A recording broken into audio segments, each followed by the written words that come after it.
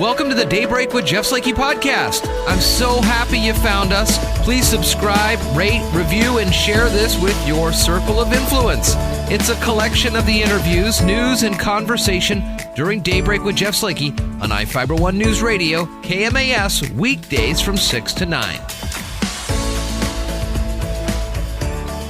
Good Thursday morning to you here, the 8th day of October. Welcoming in Spencer Hughes. Good morning, Spence. Hey, good morning. I can't believe the first week of October is done. It's just flying too fast.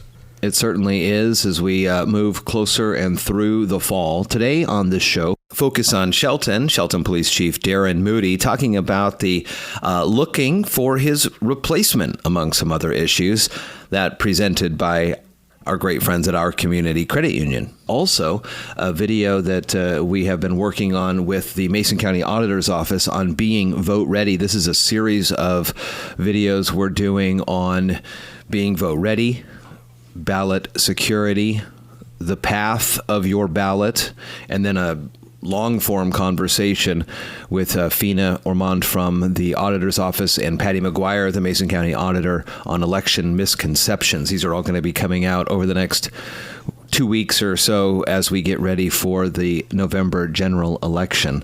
What's going on with the weather as we look ahead to the weekend? Well, last day for some sunshine today. We'll have partly cloudy skies, a high of 64, and then tomorrow the showers come in probably into early next week. Mason County Public Health notified of 3 additional Mason County residents testing positive for COVID-19. The total now to 483 positive cases since the last release. New confirmed cases from the outbreak at the long-term care facility is 0. There is now 1 Mason County resident hospitalized outside the county. Total tests performed 1,525. And currently, again, the total active cases is 54. That number is different than the total confirmed cases. That goes from basically the beginning of March, when we started to keep our eyes and look to these things. So the active total cases in Mason County is currently 54. Democratic Governor Jay Inslee and Republican challenger Lauren Culp met in their first and only debate last night, immediately disagreeing over the state's response to the coronavirus pandemic. Because of the coronavirus, the candidates participated in the televised debate from separate rooms at the Olympia headquarters of TVW, the state's government affairs channel. Inslee is seeking to become the first incumbent elected to a third term in the state in more than 40 years. The candidates touched on several topics over the hour-long debate, but immediately disagreed over the state's response to the coronavirus pandemic. Well, that won't be the only virtual debate we see, as breaking this morning, the second presidential debate between President Trump and Joe Biden will take place virtually amid the fallout from the president's diagnosis of COVID-19. The Nonpartisan Commission on Presidential Debates made the announcement this morning, a week before the two are scheduled to face in Miami. The candidates will participate from separate remote locations, while the participants and moderator will still stay in Miami. We'll have radio coverage of that here coming up on the 15th, a week from today, from Miami. Coverage starts at 5. The debate is at 6 here on AM 1030, FM 103.3, iFiber One. Bartell Drugs, one of the oldest companies in the state, is being sold to Rite Aid for $95 million. The 67-store regional drugstore chain has been owned by the same family since its founding in Seattle's Central District back in 1890. The companies announced the deal yesterday. The Seattle Times reports that Pennsylvania-based Rite Aid, which has about 2,500 stores in 19 states, including 69 in and around Seattle, will keep the Bartell name on the stores. It disclosed no plans to close stores or cut any of Bartell's right around 1,600 retail staff members. The sale is expected to close in December. Looking now to sports, the Seahawks have signed former All-Pro Damien Snacks Harrison to their practice squad, potentially make the debut as early as this week against Minnesota. The move could be a strong one by Seattle, which added another option to a defensive tackle rotation already includes starters Poona Ford and Jaron Reed. Harrison is in his 9th season, an All-Pro with the Giants, spent the last couple seasons with the Detroit Lions, where he played in 25 out of 26 games. Seahawks play the Vikings this weekend for Sunday Night Football. Pregame at 3, kickoff at 5:20. Seahawks presented by Shelton Health and Rehab, Riviera's Shellfish, South Sound Appliance, Dogtown Grooming, Neil's Pharmacy, and the Shelton Athletic Club. Again, today on the show, focus on Shelton Police Chief Darrin Moody, talking about the looking for his replacement, among some other issues, that presented by our great friends at our community credit union. Also, Mason County Auditor Election Officer Fina Ormond talking about being vote ready as they get ready to send out the ballots next week. All that and more coming up here on Daybreak. Good morning. From the iFiber One News Radio studios, you're listening to Daybreak. Well, good morning, everybody. It's time for us to focus on Shelton, presented by our great friends at our community credit union. And on the phone line, Shelton Police Chief Darrin Moody, at least for a little bit longer. Darrin, how you doing? I'm doing great, Jeff. Doing great. I saw on the city's website and Facebook pages that the first volley of applications have been in. You got 15, 16 great candidates or something like that, and the next steps are starting to be moved forward. What are those? Yeah, we were really impressed with the amount of applications. Those are the ones that actually we toned down, that we actually weeded through and that made the qualifications. So, it speaks volumes to Jeff, that our working relationship with Jeff Knight and myself, because Jeff has asked me to be involved in it. It's not all the time that somebody going out gets to be involved in the new one coming in. Yeah. But I think we've got 8 folks that are very qualified for the position that are getting notified as we speak by Michelle up in HR. And it's, as you can imagine, it's a different world we live in right now. So the testing process will be a little bit different. Yeah, talk to me a little bit about how it traditionally has been. I think each of the candidates would make some time coming into the city, get a chance to look around, and then be asked questions live in front of an audience, usually at the Civic Center. Yeah, so, I mean, I can speak to what mine was, and mine was 2 rounds of interviews, one with community panel, one with staff panel, along with city manager interview. And then a meet and greet with the community. Mine was, the brutal part about that is I remember mine distinctly because it was in August at the Colonial House with no air conditioning. And we're standing up there in suits getting introduced to the community, sweating like mad. So that's traditionally the way it's happened. Yeah. It's going to happen as close to that as we can do, but more along the lines of virtual. So the 12th and 13th will be the first round of interviews. There's a community panel that's been assembled and a staff panel, and we will be moderating. I'm going to be moderating one panel. HR will be moderating the other panel, and it'll be Zoom interviews with the candidates.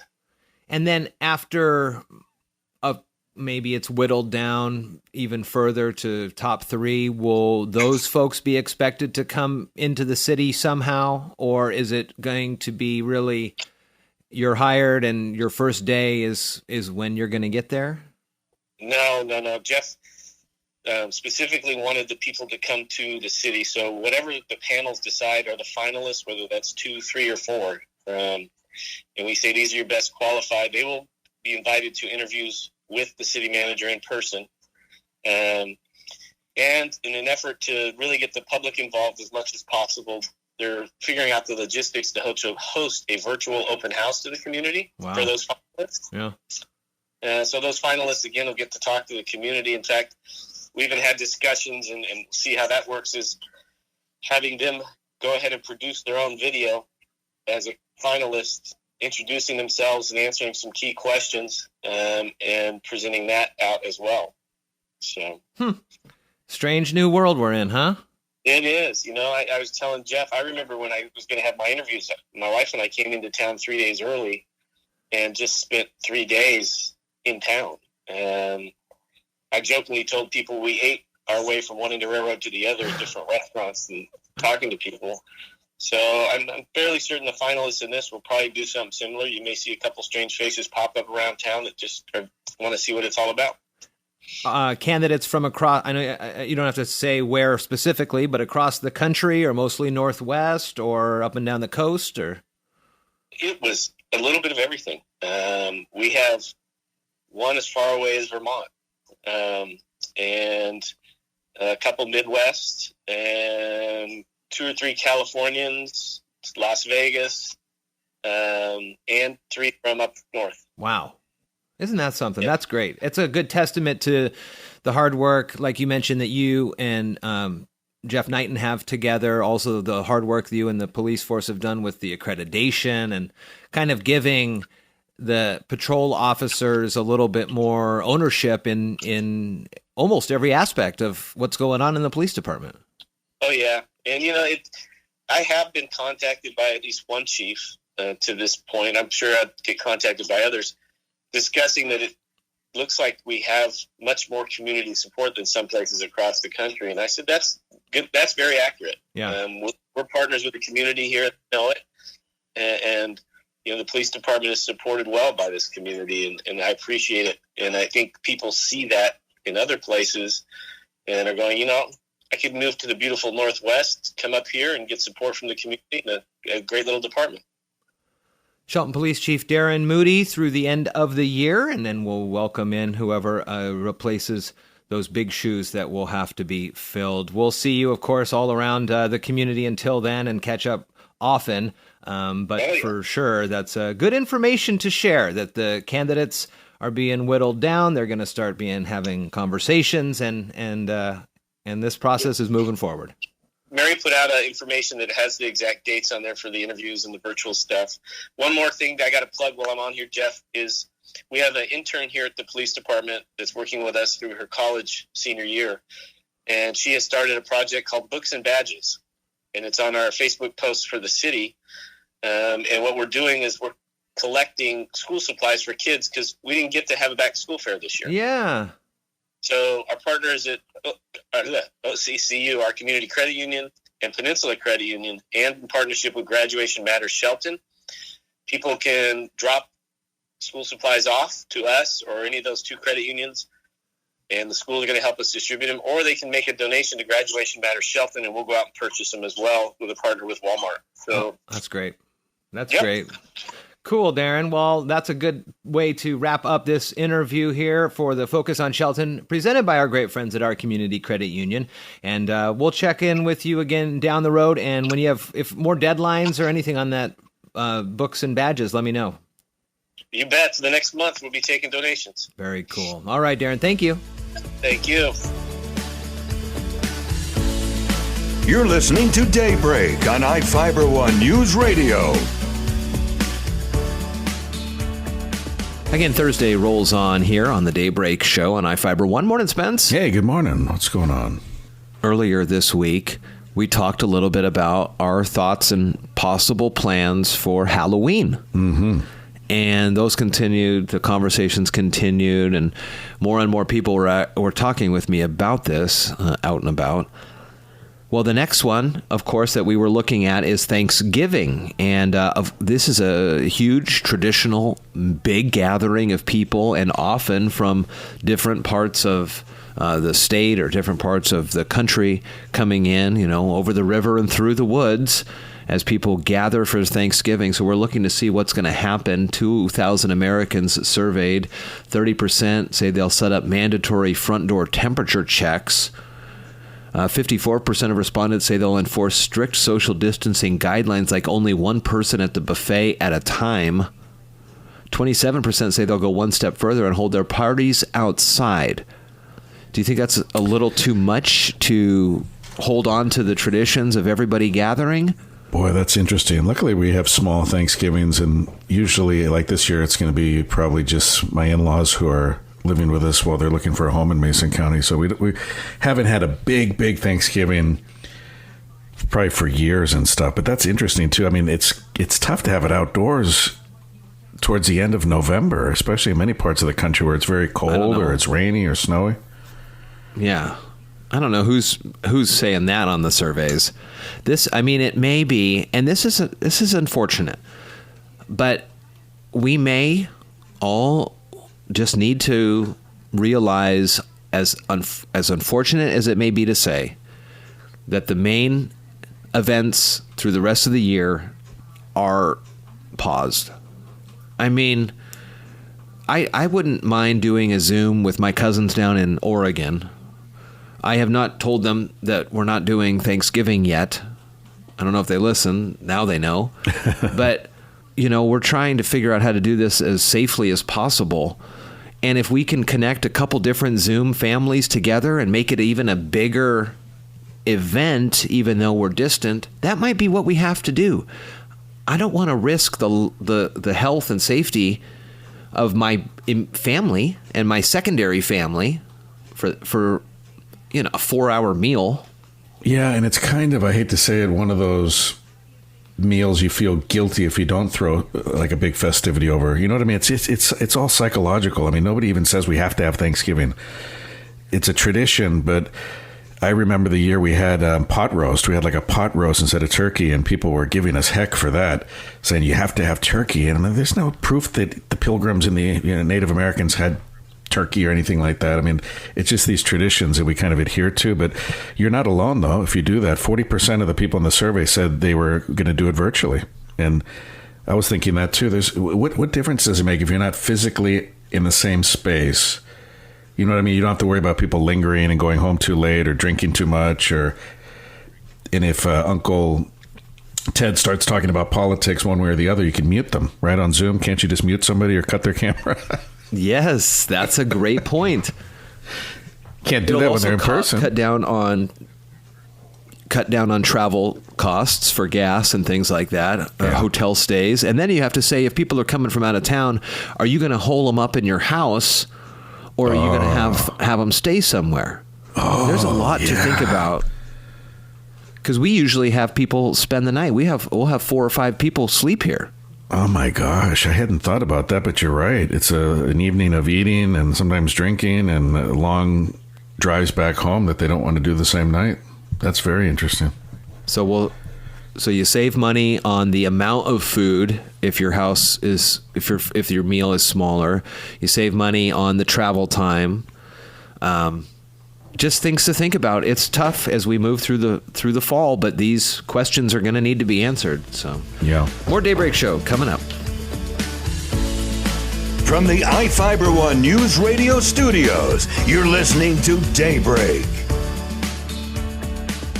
And again, good Thursday morning to you. Daybreak Show here. Good morning. And good morning, Spence. Hey, good morning. What's going on today?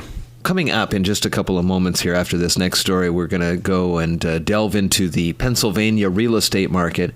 But first, Washingtonians today have a chance to weigh in on coal's future. Here's Eric Tegedoff with more. Washingtonians have a chance to weigh in on coal's future in the Northwest today. The state's Utilities and Transportation Commission is considering Puget Sound Energy's proposal to sell its stake in Unit 4 of Colstrip, the largest coal plant in the Northwest. The hearing comes days after UTC staff recommended the board reject the deal, saying it's not in the public's interest. PSE wants to sell its stake for $1 to Talon Energy and Northwestern Energy, which plan to operate the plant until at least 2042. Doug Howell with the Sierra Club says the plant is no longer economical compared with renewable sources. We have seen a very clear swing and change in momentum, change in the facts, understanding of the reality of Colstrip has become apparent in a way that wasn't even so 3 to 6 months ago. Under the deal, PSE would have to buy back 90 megawatts of power from Unit 4 of Colstrip for 5 years, regardless of whether there were cheaper sources of electricity on the market. PSE spokesperson Janet Kim says the sale will enable the utility to become coal-free by 2025, which is required under Washington's Clean Energy Transformation Act. Howell says the sale would undermine the spirit of that law. If there was any way to extend and prolong the emissions from the dirtiest coal plant in the Northwest, it would be for Puget Sound Energy to sell their plant to Northwestern in Montana.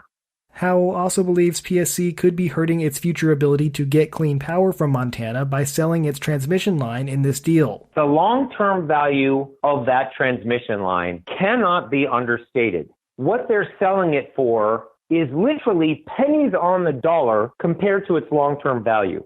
Both of the UTC's public hearing sessions today are virtual. The first is at 1:30 and the second is at 6. For Washington News Service, I'm Eric Tegedoff. Again, thanks, Eric. And that is today. So please check out the state's Utilities and Transportation Commission website for more information on that one. All right, now time to put on our real estate hat. And, you know, when folks are looking for their dream home, sometimes they look to see whether or not there's any past history with the house. Did any famous people live there? Did anything tragic live there? Did they film a movie there? And that last one, filming a movie, can come with its definite pros and cons. I know you know this. Growing up in San Francisco, that place has been filmed for 100 years, and how beautiful it is. And there's a lot of places in San Francisco that have got great history when it comes to the movies. Yeah, absolutely. There's so many, the Full House, the exteriors. You've got the Mrs. Doubtfire house, also exterior shots. And what comes with that are the gawkers, people who will just kind of creep around the house. And I'm a movie fan. I would go to these locations. I'd take a picture, maybe with me in front of it, but I would never go up the steps and look in the windows. But that's one of the prices that it's the price a lot of people pay when they live in a famous house. In Pennsylvania, in Perryopolis, there is a house for sale now, and it's perfect to be up for sale here in the month of October. This is a beautiful 4-bedroom, but 1-bathroom property, so yikes. That takes a lot of people out of the running there for sure. 1.76 acres of land, sprawling porch, a pool. The house inside has maintained a lot of its original charm. There's a video tour you can see, and as you walk through the house, you may go, man, this looks a little familiar. And then the realtors start heading down into the basement, and then you go, this does look familiar. Now, this basement does not have, like in the film, The Silence of the Lambs, have a well and a basket in it. But this house is for sale right now. It's so cheap, you could add your own well and basket. I mean, for goodness sakes, you're under $300,000 for a house with almost 2 acres and a pool. That is amazing because, you know, houses in Mason County, the Shelton area, they're hovering right around the $300,000 mark, if not better, with hardly any of those amenities. No movie film there, huh? I was just thinking that the only place I can think of that was a movie location in Shelton is our radio station. It's the radio Isn't station. That funny? That's right. It is. People may not know the zombie that. Movie. What was the name of that movie? The Infected or something like that? I don't know. Would you want to be in the Silence of the Lambs house? Would you want to live there? No. And for a couple different reasons. One, it's only got 1 bathroom. Yeah. And 2, the people that may make a pilgrimage to this place, yeah, they may not be the ones who you can just kind of casually slough off. Okay, friends, thanks for stopping by. I know it's a beautiful place. It doesn't bring in the Goonies. These folks may time. be intense.